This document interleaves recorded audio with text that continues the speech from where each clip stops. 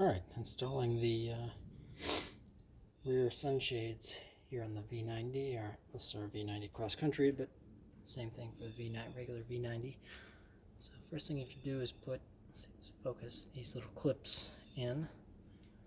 Try and get out of the shadow here. So I'm going to do the rear hatch first.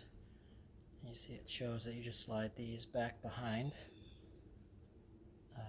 the trim on the window.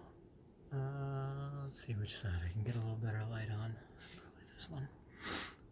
So with the sort of bump out facing toward the plastic trim, you just push it in there, and that's it. It just kind of holds there, but it sits loose, so it'll slide down before you put in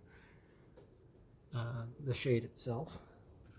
Let's grab one of the other ones and just push it in, and then it kind of move a little freely depending on how much of a gap there is on the between the trim and the glass there. So see if I can get the focus a little bit.